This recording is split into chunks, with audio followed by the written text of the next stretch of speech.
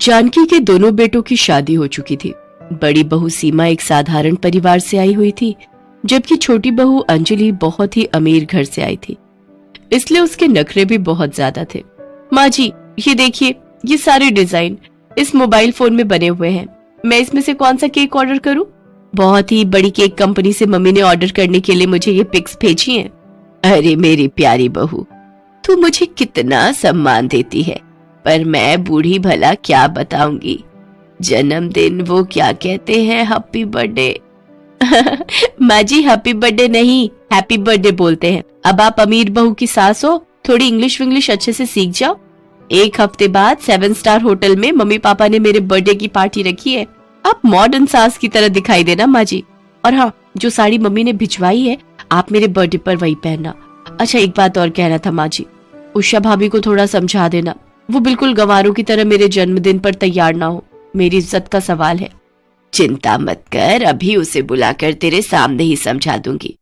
ओ उषा, जरा इधर तो आ। जी माँ जी, आपने बुलाया? अंजलि बहू का जन्मदिन है, बहुत बड़े होटल में इसके माता पिता पार्टी रख रहे हैं, इसलिए अच्छे से तैयार होना। तुम ठहरी गरीब घर की, तुम्हें इतनी समझ तो है नहीं कि बड़े लोगों की जन्मदिन की पार्टी में कैसे जाते हैं, इसलिए थोड़ा ध्यान रखना। जानकी अपनी बड़ी बहू उषा को ऐसे ही अपमानित करती रहती थी। छोटी बहू अंजलि का जन्मदिन था और उसके मम्मी पापा 7 स्टार होटल में पार्टी दे रहे थे। अंजलि बहुत घमंड में अपना केक काट रही थी। उसने अपनी जेठानी उषा और अपने जेठ जी को अपने पास बुलाया तक नहीं। उषा पीछे ही खड़ी रही। नमस्ते बहन जी, मैं अंजलि की मामी हूँ। नमस्ते नमस्ते, कितना बढ़िया इंतजाम किया है अंजलि के माता पिता ने अंजलि के जन्मदिन के लिए। लाखों में एक है मेरी अंजलि बहू। वो तो है, आप बड़ी किस्मत वाली हो जो अंजलि जैसी बहू आपको मिली। वैसे मैंने सुना था आपकी एक बड़ी बहू भी है, उषा नाम बताया था अंजलि ने।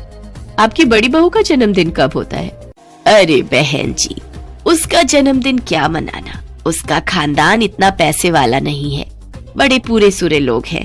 हमारी बड़ी बहू जन्मदिन नहीं मनाती और ना ही हम उसका कोई जन्मदिन मनाते हैं।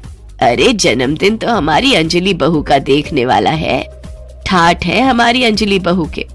उषा अपनी सास की बातें सुन लेती है, उसकी आंखों में आंसू आ जाते हैं। ये सच था कि आज तक शादी के बाद उषा का जन्मदिन किसी ने भी नहीं मनाया था।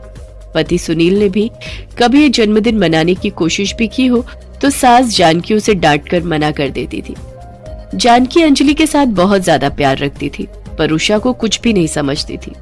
अंजलि का जन्मदिन बहुत धूमधाम से मनाया गया और उस बात के चर्चे कई दिनों तक होते रहे।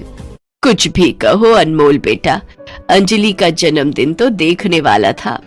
माँ जी, मैंने सोच लिया है, अनमोल का जन्मदिन भी बहुत बढ़िया मनाएंगे। मेरी मम्मी पापा से बात हो गई है, अनमोल के जन्मदिन पर हम हिल स्टेशन जाएंगे और वहीं कुछ प्लान करेंगे। पर माँ, उस दिन तो उषा भाभी का भी जन्मदिन होता है ना? उनका जन्मदिन मेरे जन्मदिन के साथ ही आता है, तो उनके लिए भी कुछ नहीं तो उनको बुरा लगेगा। अरे छोड़ अपनी भाभी को, वो भला क्या मनाएगी। जानकी बात कर ही रही थी कि तभी जिस कुर्सी पर वो बैठी थी उसका एक हैंडल टूट जाता है और वो धड़ाम से नीचे गिर जाती है। जानकी की चीख निकल जाती है, उसकी कमर में भयानक दर्द हो उठा था। अनमोल, मेरी कमर गई, कोई बचाओ। अपनी सास की आवाज सुनकर उषा भी कमरे में से दौड़ी हुई आती है। सब लोग जानकी को हॉस्पिटल लेकर पहुंचते हैं। जानकी की रीढ़ की हड्डी में फ्रैक्चर आया था और डॉक्टर ने फुल बेड रेस्ट बोला था। जानकी अपने आप से कुछ भी नहीं कर सकती थी। जब भी जानकी को किसी चीज की जरूरत होती तो अंजलि कोई न कोई बहाना करके टाल देती और आखिर उषा ही जानकी की सेवा में लग जाती। अंजलि, माँ कब से आवाज दे रही है, उन्हें तुम्हारी जरूरत होगी, और तुम यहाँ बैठी हाथों में नेल पॉलिश लगा रही हो। मेरे से नहीं होती तुम्हारी मम्मी की सेवा, और ना ही मैं ये सब करना चाहती हूँ। उनके लैट्रिन बाथरूम धोने के लिए नहीं बैठी हूँ मैं। आज के बाद मुझे ये काम मत कहना। अपनी उन गवार उषा भाभी को ही बोलो, वही माँ जी की ऐसी सेवा कर सकती है। मैं इतनी महान नहीं हूँ। और हाँ, मम्मी पापा ने हमारे लिए नया फ्लैट लिया है, हम कल ही वहाँ शिफ्ट हो रहे हैं। मैं यहाँ और नहीं रह सकती। हर समय उन बीमार की शक्ल देख देख कर मैं भी बीमार हो जाऊंगी। अंजलि, माँ की तबीयत खराब है और तुम यहाँ से जाने की बात कर रही हो, कुछ तो सोचो। तुमने नहीं चलना तो रहने दो, मैं अलग फ्लैट में ही रहूंगी। मुझसे अब और यहाँ नहीं रहा जाएगा। अंजलि की आवाजें जानकी के कानों तक जा रही थी। उषा को अपनी सेवा करते देख जानकी की आंखों में आंसू आ जाते हैं। वो जिस बहू को पराया समझ रही थी, आज वही बहू अपनों से बढ़कर सेवा कर रही थी, और जिस बहू को हमेशा अपना समझा, आज वही दुत्कार कर इस घर को छोड़कर जा रही थी। अंजलि किसी की भी नहीं सुनती। अनमोल को उसके साथ अलग रहने के लिए जाना पड़ता है। कुछ दिन बाद अनमोल का जन्मदिन था। जानकी की तबीयत ठीक हो चुकी थी। ये बात अंजलि जानती थी, इसलिए वो बहाने से अपनी सास को जन्मदिन के लिए कहने जाती है।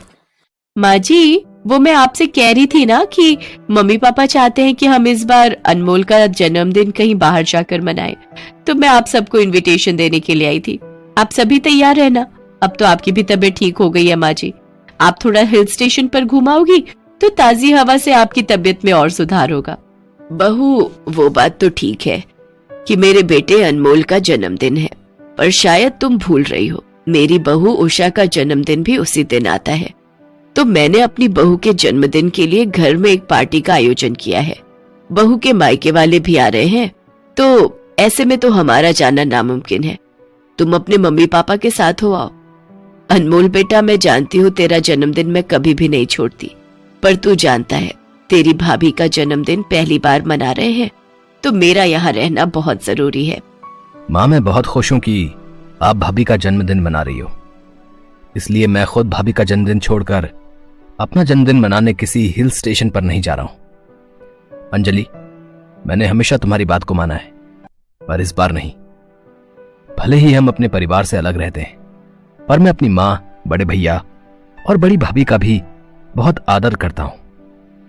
इसलिए भाभी और देवर दोनों मिलकर एक साथ अपना जन्मदिन मनाएंगे। क्यों उषा भाभी? अनमोल की बातें सुनकर जानकी और उषा दोनों की आंखों में खुशी के आंसू आ जाते हैं। सुनील भी तो यही चाहता था कि उसकी पत्नी उषा खुश रहे। उषा अपनी सास के गले लग जाती है। अंजलि अपने पति अनमोल को कुछ नहीं कह पाती, क्योंकि वो जानती थी कि वो खुद गलत थी। उसे जन्मदिन की पार्टी में यहाँ रुकना ही पड़ता है। उषा और अनमोल दोनों मिलकर एक साथ जन्मदिन मनाते हैं। उस दिन अपनी सास का ढेर सारा प्यार पाकर उषा बहुत खुश थी। उषा के मायके वालों की भी जानकी बहुत इज्जत करती है। अपनी बेटी को ससुराल में खुश देखकर उषा के माता पिता भी बहुत खुश थे।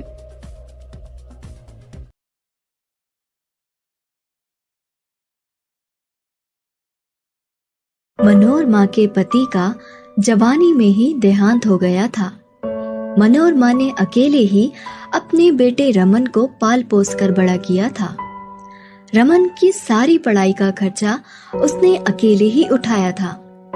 रमन की नौकरी लगने के बाद उसने उसके लिए एक सुंदर सुशील कन्या देखकर उसकी शादी करा दी थी। रमन शहर में रहकर जॉब करता था। उसकी पत्नी शालिनी और माँ मनोरमा गांव में ही रहते थे। अरे ओ शालिनी, शालिनी कहाँ मर गई? क्या हुआ मम्मी जी? क्या हुआ?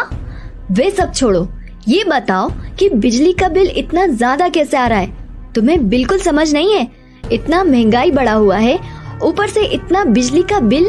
मम्मी जी, लेकिन ये तो पिछले महीने से भी कम है। तो तुम क्या चाहती हो? बिजली का बिल देने में हम अपना घर बार बेच दें? आज के बाद कितनी भी गर्मी हो, घर में एक ही पंखा चलेगा। मई का महीना था। शालिनी का दिन भर काम कर गर्मी से बुरा हाल हो जाता था, लेकिन मनोरमा सिर्फ अपने कमरे में पंखा चलाकर बैठ जाती थी, और जब शालिनी उस कमरे में जाती तो उसे सोना है ये कहकर उसे कमरे से बाहर कर देती। एक दिन जब शालिनी अपने आंगन में काम कर रही थी, तभी एक चूड़ी वाला अपने ठेले पर चूड़ी बेचता हुआ वहां आया। चूड़ी ले लो चूड़ी, रंग बिरंगी चूड़ियाँ। शालिनी को बचपन से ही रंग बिरंगी चूड़ियाँ पहनने का बहुत शौक था। चूड़ी वाले को देख खुद को वो रोक नहीं पाई और उसे आवाज दे दी, ए चूड़ी वाले भैया, रंग बिरंगी चूड़ियाँ दिखा देना। ये लीजिए मैडम, एकदम नए डिजाइन की सुंदर चूड़ियाँ हैं, बहुत ही सस्ते दाम पर। शालिनी को चूड़ियाँ बहुत पसंद आती है।